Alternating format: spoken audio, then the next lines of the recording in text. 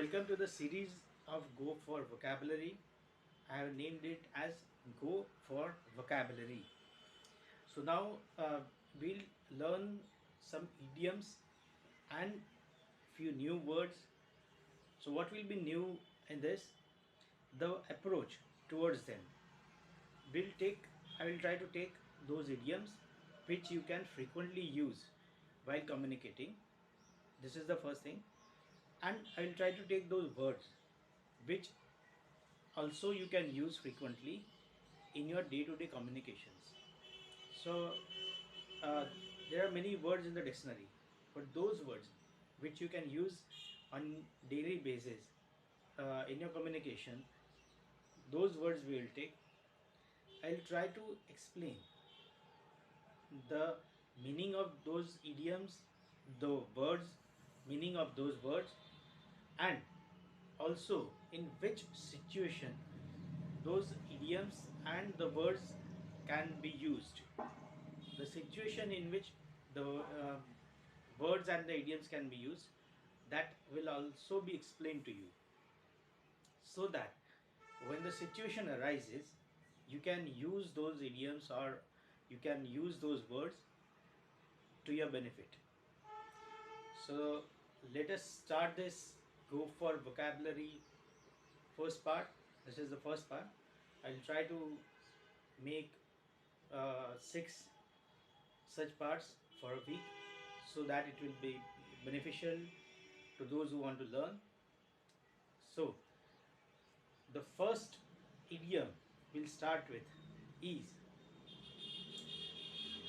sitting on the fence. So what is sitting on the fence? It is a situation when you are not able to take some decision. It is a day-to-day situation when we are not able to take decisions. We are not able to take parts. That is, taking parts means to take sides. So there are many such day-to-day situations where you cannot decide what to do, to go to right or to go to left, to take this person's side or to take that person's side, to accept the order or not to accept the order. All these situations you can address by saying that he, she, I, we are sitting on the fence. So let us see. Sitting on the fence means not able to take decisions or take sides. Okay, it can be for decisions as well as decisions of something to do or not to do. And to take sides. Whose sides to take?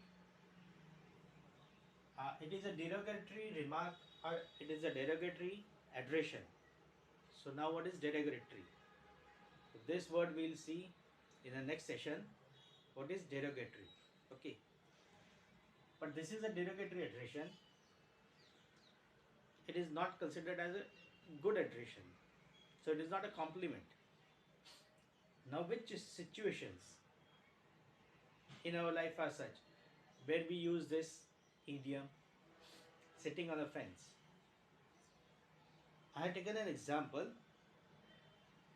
He always found himself sitting on the fence while facing the arguments between his wife and his mother. So he always found himself sitting on the fence. That is, it is a practical example.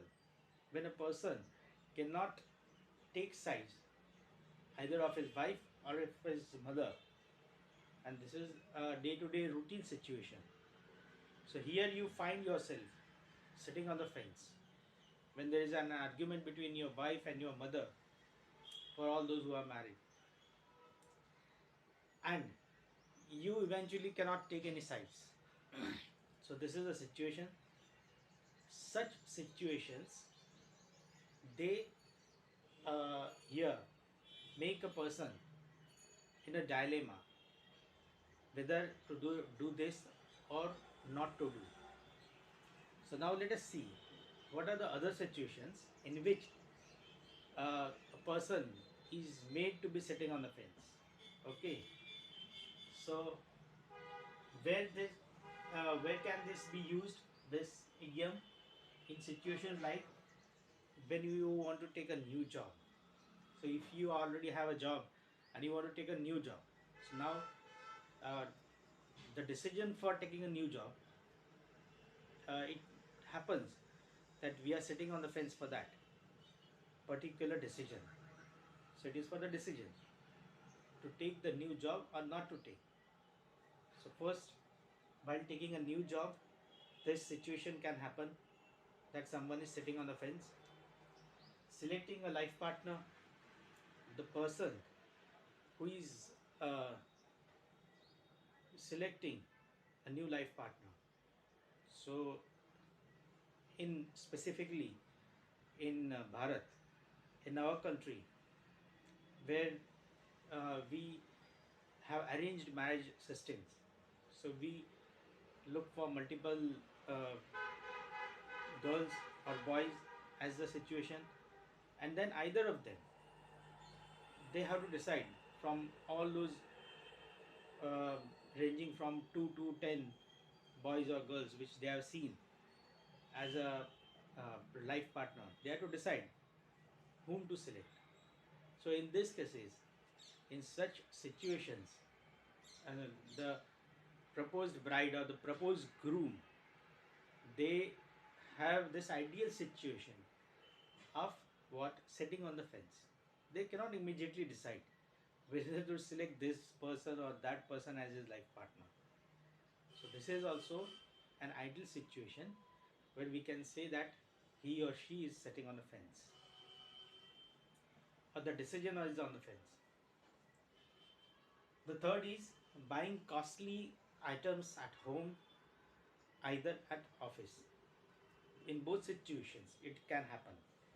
So when uh, there is a decision to be taken to buy costly items, either it can be at our residence or it can be at home. So eventually, who will be responsible? The head of the house or the head of the office? So the boss or the father? Maybe, may not be always the father, but in most of the cases it is the father. So in this case, when there is a decision to be taken for buying costly items, so it is possible that the head of the house or the head of the organization, he is fence setting. It is known as fence setting. So this is how we can address it. And what happened to my decision of buying the new printer in an organization? So you can say the boss is yet fence sitting on that decision. He is fence sitting means he has not yet taken the decision whether to buy that thing or not. So this is the third ideal situation where such idiom can be used, sitting on the fence. The last is purchasing online sometimes. When you have to purchase online, exactly you don't decide immediately whether to buy this or not. You see the reviews and you stay put for some time and then you decide. So the time period in which you have been asked to decide or you want to decide, and when you decide whether to do it or not, that time period is known as fence sitting or sitting on the fence. So while buying online also, sometimes it happens whether I should buy it or not, whether it will be useful to me or not, whether the product will uh, prove itself to be that worthy as which it is shown in the advertisement. So in this situation also we are doing fence setting. So we have taken all these ideal situations. You can add all your situations and understand when fence sitting can is being done, when there are situations when a person has to sit on the fence. Make examples of this, and then when you have to write somewhere, you can easily write or you can easily communicate to your own benefit uh, and enhance your vocabulary. So this is first was for an idiom. The second we'll take for a new word. The new word is opinionated. So let us see what is the meaning of this new word. So the word which now we'll go through is the word opinionated. So what is meant by opinionated? Where we can use this? Which is the ideal situation in such words can be used? So let us see. Opinionated means a person. It is, we are talking about a person who already has decided something about a situation or about an ideology. So he has a very stringent or a very limited thinking about a situation or about any ideology, about any way of work it can be, or about way of living also. It also applies to way of living. So all those people or all those any or that person who work in this manner, who think in this manner, we say they are opinionated. So let us see a person with a strong opinion or beliefs. He has a very strong opinion. He has a very strong belief that this belief or this opinion is only correct, and we are not open to any other new thought. Okay. So the synonyms. Now we'll always see the try to see the synonyms and antonyms for that word. The synonyms of this is stubborn. First, it is stubborn. जिद्दी जिसको बोलते हैं, काफ़ी जिद्दी है. So an individual can be जिद्दी. Okay. Cocky. Cocky is also that word, and dogmatic. So these are the synonyms for that word opinionated. Uh, in Hindi we say जिद्दी है या जिसने तय कर लिया हुआ है, who has already decided कि ये इस तरह से ही होगा, this will happen, this work will happen in this manner only. Okay. Or we can do this thing in this manner only. So we are not open to new ideas. So that person will be an opinionated person. So which are the ideal situations, and we'll take one example where we have used this opinionated word. A opinionated society can never progress. So an opinionated society can never progress. The society which has already decided that we don't welcome new ideas, so it can never progress. Okay. So this is an example. You can use your own example. After understanding this, you can make your own sentences.